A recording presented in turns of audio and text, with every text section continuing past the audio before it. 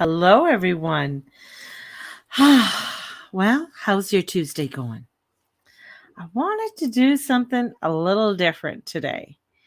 I wanted to, yes, I come to you with the astrology. I did some astrology on Instagram this morning, and we know it's Mercury retrograde, um, but I wanted to I don't know, I want to make Tuesdays different. Um, it's not Monday, it's not a Wednesday, it's not, of course, it's a Tuesday. And I was thinking, and I'm like, okay, what can I do that's different on for you all and to help and to guide you? And I'm looking at all of my books and resources and everything that I have around me. And I thought, why don't I read a book to you? Not the whole book, but read you a couple chapters each week from the book, or even read a couple chapters from that book and then maybe do another one next week. And see if you like it. See if that's something that you want me to do. Um, it's something that's different. I think it's something that, you know.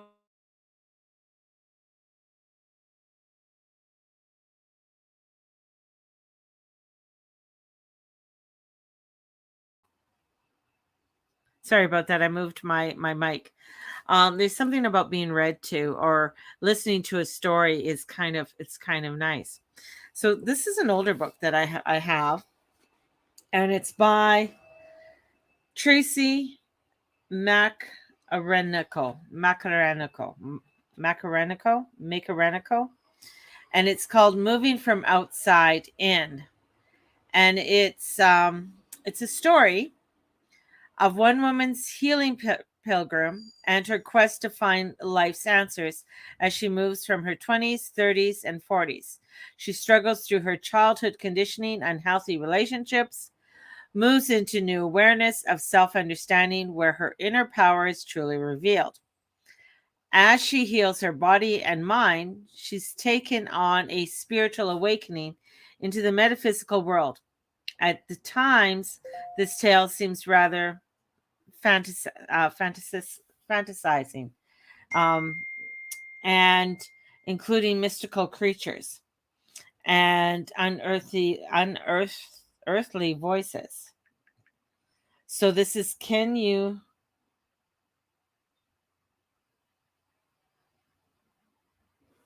um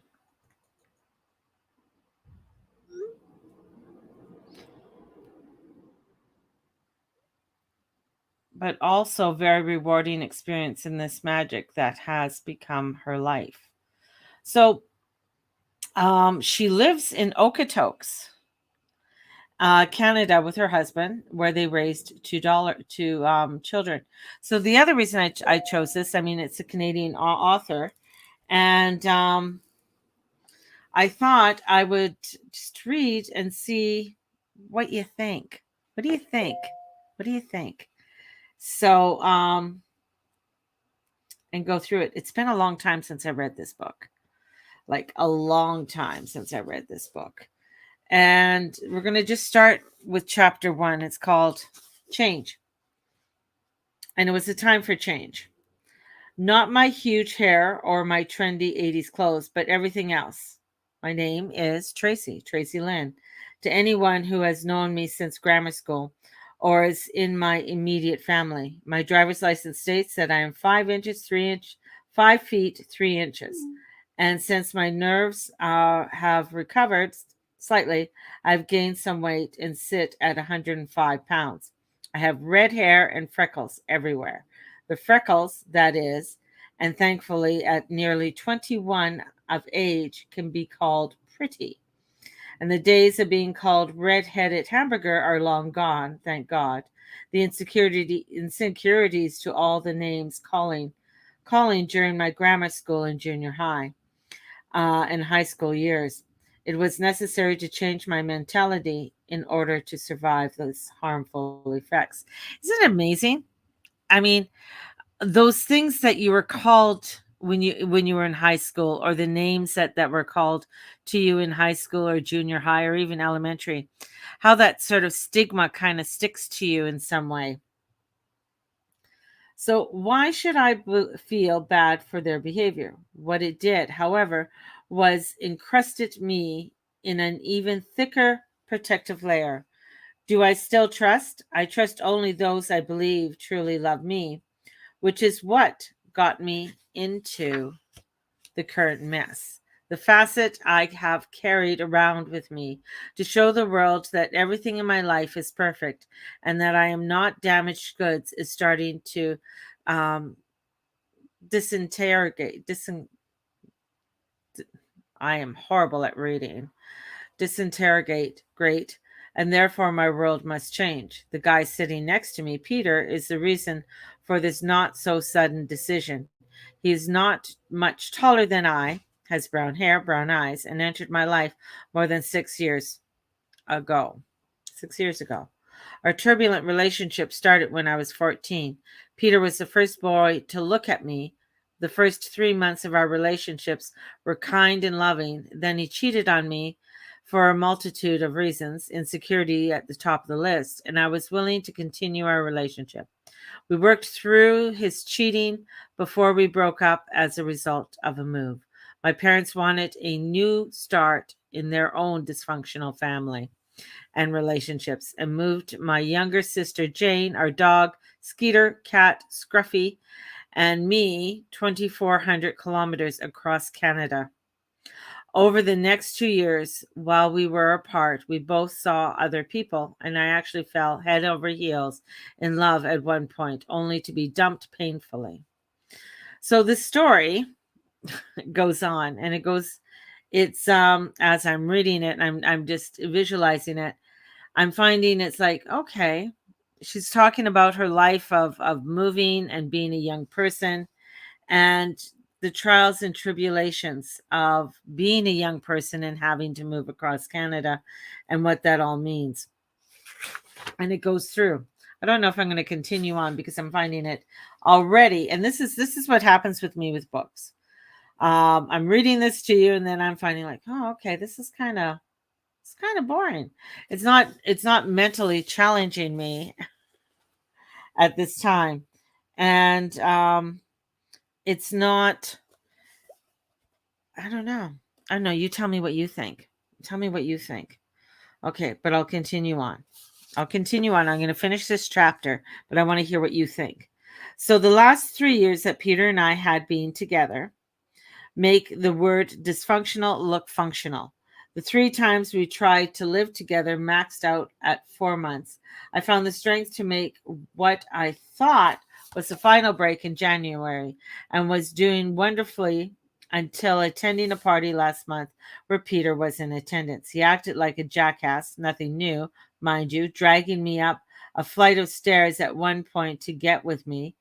Up until the point he had never actually laid a hand on me. He was at more the mentally and emotionally abusive type of guy who only leaves internal bruising. Stuff you can't see, but the affects your self-esteem in slower, more determinal way. If he had hit me, I would have left years ago. I'm pretty sure, anyways. At the party, I managed to get away with no help from his friends, and I called a taxi. By the time my ride arrived, he was outside acting like an out of control delinquent again. He's going to get his ass thrown in jail, was the thought that was racing through my head. In the next instant, I found myself grabbing his arm and throwing him into the taxi ahead of me and giving the driver my address. The next morning, I looked over at him in my bed and thought with much regret, when will I ever learn? I should have left his sorry ass behind to deal with the consequences. But I hadn't. It was 6 weeks later that I found myself committed to change no matter what that looked like. And I didn't know what was next. But I knew who was not. The decided factor had been a pregnancy scare. Moments before, where he had been to the walk-in clinic. Thankfully, the results were negative. Negative. That always confused me. As in my mind, I was taking a non-pregnancy test and wanted the answer to be positive. I questioned the nurse, and she confirmed that I was indeed not pregnant. Thank God. Peter was being surprisingly disappointed by this news and mentioned to me how he had hoped I was pregnant so we could get married. There was no way I could conceal the amount of shock on my face at that statement. We had never, not ever, discussed a future together, not, and now talk about marriage.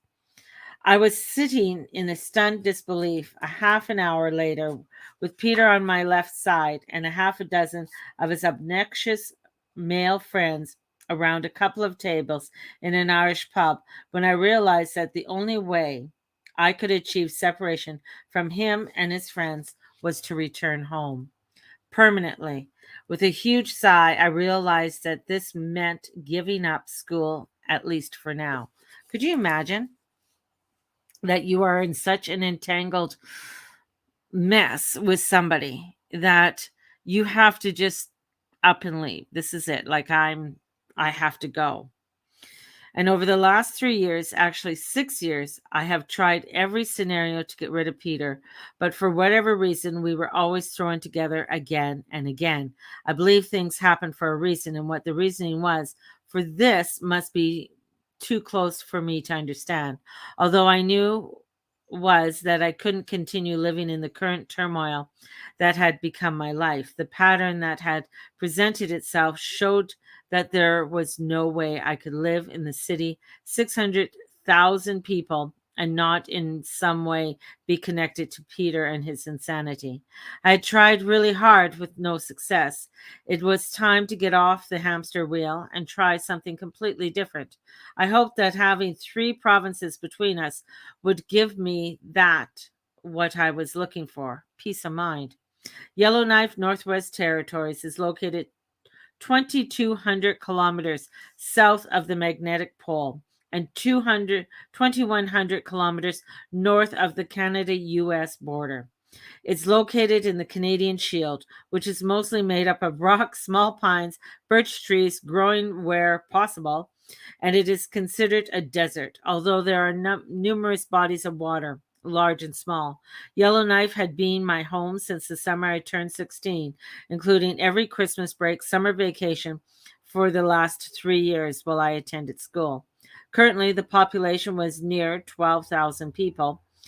12,000. Yellowknife mostly work for the government, territorial or federal, or one of the local gold mines. We enjoyed 44 weeks of winter and 1 week of spring and one of fall and 6 weeks of summer. Nowhere on earth could beat our summer, which featured 24 hours of sunlight. Walking out of the movie theater at 11 o'clock at night and into daylight is magical. As a teenager, walking home after a party, or now that I was of age, which is 19, the bar, I felt a sense of security having the sun still in the sky. I had said goodbye to Peter at the airport, and as though it were any other departure, I hadn't had enough strength to tell him that I wasn't returning in the fall. I hadn't even tried to find the strength. Leaving the news to later date seems simpler. It's amazing how we push things off, you know? And especially being so young. I was too beaten down with the change I was making to bother having that long conversation. I would perhaps be persuaded to stay or return. He thought we were back together and made leaving easy. I was so exhausted and, quite frankly, done. But it had been about buying time. It only took days for me to settle back into a routine once I had moved back in with my parents, whose relationship currently seemed fine. They had split up again with previous summers and reconciled that fall. That separation and reunion made 3. My sister Jane had started her last year of high school in the fall. She was so grown up, and when I had left school this for school 3 years ago, she had still been so little. The 4.5 years between us constantly left us on different pages of our lives. She was a few inches taller than me and had blossomed into a woman. Her blonde, almost white hair, perky nose, and inquisitive blue eyes turned heads, male and female. Her skin was beautifully tanned, not red and blotchy like mine, when I spent too much time in the sun. Not that I would share my positive comments with her ever. We didn't do that in our family. If you don't have anything nice to say, don't say anything at all, had been the taken further in our family. We just didn't say anything, nice or nasty. Don't get me wrong, my father's side of the family yelled when they spoke, and over the years, Jane and I learned the way of communicating. In those explosive moments, we said things we regretted, which were never spoken about again. For years, I have preserved Jane as a troll who had taken the love of my mother away from me at the age of 4 when she showed up in our house. Those feelings of disdain development because I saw love for Jane in my mother's eye that I'd never noticed when she looked at me. Over time, my emotions had erupted, causing Jane physical pain in numbers of ways. Even with the abuse of my hands, she returned love and compassion that eventually won me over in my junior high years. I now loved her dearly and would protect her at all costs. Since my return, I had a full time job with my previous employer. It was a government job that paid well for the menial office tasks. Had male friends I had met in a previous summer and had been popping by daily. Luke was a year older than I. What he did for work, I had no idea. Nothing for what I could see. He was not much taller than I, but definitely taller than Peter. He had blonde blue eyes and a beach bum tan. I had always been attracted to the tall, dark, handsome type. But at no point did I seem to be dating that type. Within weeks of my return, Luke and I were dating, I guess. I hadn't completely forgotten about Peter, but I hoped he had forgotten about me, which I knew was not true. My mom had given me a dozen phone messages from him. I hadn't been able to keep anything down since the pregnancy scare, and the years of living with Peter had done a number on my nerves. So it's amazing. Like, you can start to see that a lot of things that happened in an earlier relationship, how taking it forward into a new relationship and how you actually, um, have those scars or you get those triggers and those triggers end up being a part or you project them onto that new person, even though that new person may not be like the other person at all. I hadn't been able to keep anything down since pregnancy scare. So for that reason, I should have not have just returned his call. It was 2 weeks before he got me on the phone on the other end of the phone. Hello. Hi. I haven't heard from you. As I held the receiver, I could feel my body shaking in fear at hearing his voice. Here we go. Be strong, Tracy. No, I've been busy with work and stuff. I could feel that my standoffishness had caused tension on the other end of the phone. Are you coming back in the fall? No. Ooh. Yeah, I said it silently. I kept repeating, stay strong, stay strong, stay strong. Have you met someone else? And this brought out my anger. Did he really think that was the only reason I wouldn't return? What relationship had he been a part of? Yes, I replied. If that was my way out, fine, I'd take it. And he then hung up. It was over. Was it over? I wasn't crying. I was still shaking. My stomach was tight. Where was the relief? Enough is enough, Tracy. You have spent an abundant amount of time on this situation. It's time to move on. Telling my parents I wasn't returning to school was not any simpler. I fretted for months before I finally told them in August. Their reply shocked me. So, what are you going to do? I had expected a lecture about quitting school. Rather, they had posed a question. My mind said, take it day by day. But I didn't dare express that out loud, for perhaps the lecture would then surface. I should have had a plan, but I didn't. My only plan had been to return home, away from Peter. And with that accomplishment, I would have to give my future some thought. Luke was a great sounding board. He listened to me for hours, for days, which turned into months. To anyone else, perhaps it would have seemed like complaining, but without knowing, It was my therapy. Most of my verbal diarrhea was about Peter and his cheating. He had never stopped. I had just stopped noticing. When I did, it brought out the jealous side of me that made me cheat too. Now I was dealing with all the anger and the guilt, never mind the reoccurring thought. Could I be trusted in a relationship, or was that just a reaction to being treated so badly? I complained about about the numerous weekends he never made it home because he was out on a drinking binge. What else? Who knows? I unloaded about the night I spent in jail being questioned about the alleged assault Peter and his friends were being charged with. If I ever made plans with a girlfriend, something tragic would happen to Peter, and I would cancel my plans to be with him. In the end, he would never show up and leaving me home alone all night. He never once offered to drive me or loan me his car to go and visit my parental grandparents, who lived only 2.5 hours away. My aunt and favorite cousins were only 5 minutes away, and he only visited once during those 3 years. Then there was an abundance of embarrassing parties where he had where he would use information about me or our relationship to start conversations with various girls. One girl actually told me my boyfriend was a jerk. I nodded and agreed. What else could I do? The previous years during our separation, I'd found the cutest little loft. Peter agreed to house sit while I returned home to work over the summer.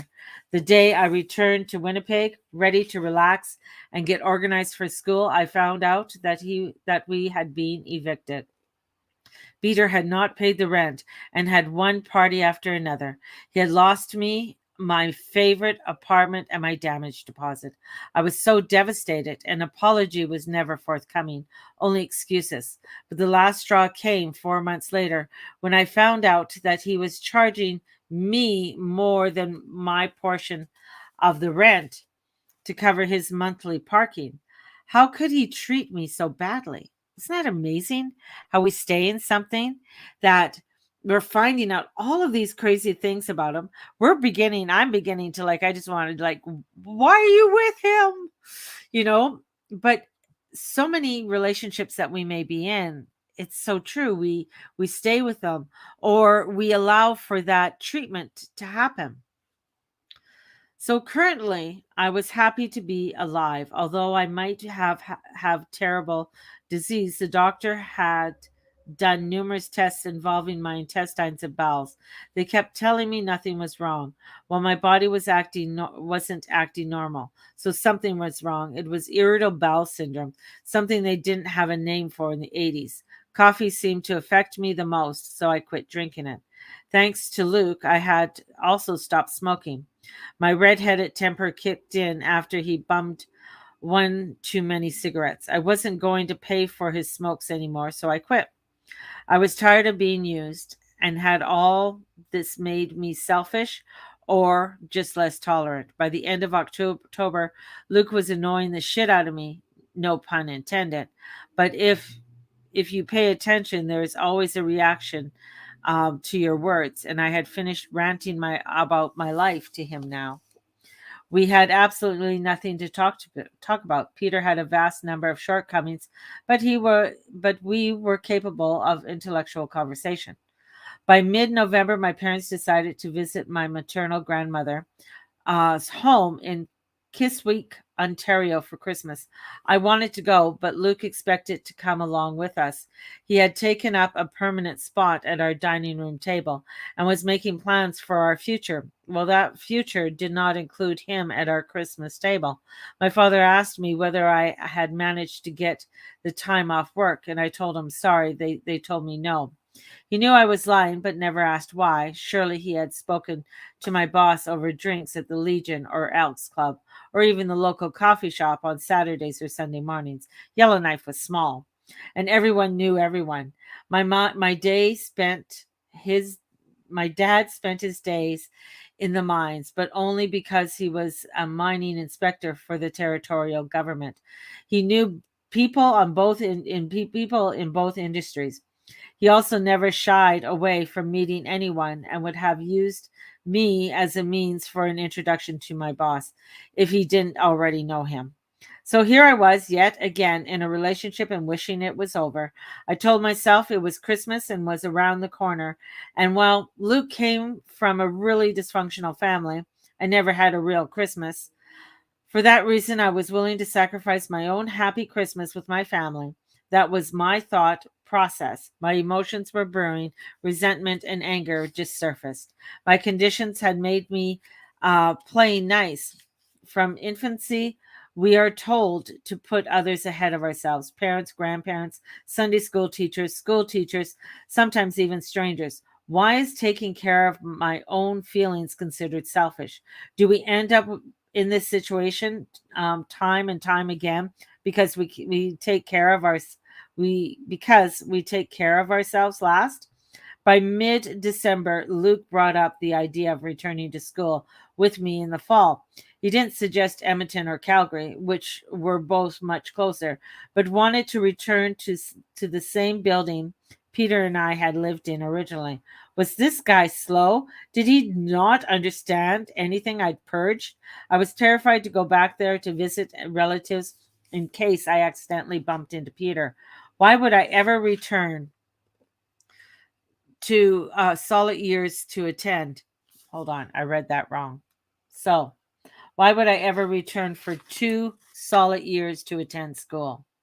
So this goes on, and it goes on to her school year. I'm going to read the last paragraph of this. I couldn't be nice after he tried running me down, but because of my upbringing, my conditions, I was cordial.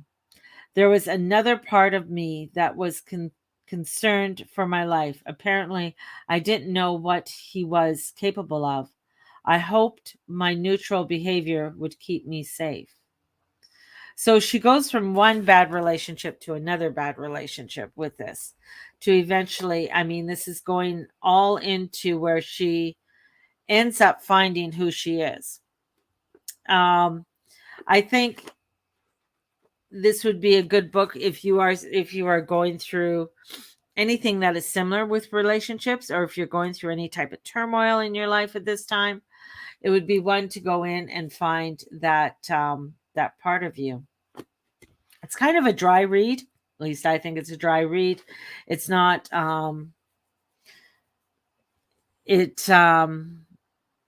there's good information in there for you, but check it out if you're interested. It's been around for a while. Yeah, there you go. There's my Tuesday. Just keeping in touch and see what. Let me know what you like. There's one book that I'm looking at right now, and I think would be a really good one to really get into, and it would be fun. And it's the Doreen Virtue book. And there's another one called Inner Mean Girl, which is another book, which is a good one. So, anyways, have a blessed day. There's my crazy Tuesday trying to do something different. Have a blessed one, everybody, and we will talk to you soon. Bye bye.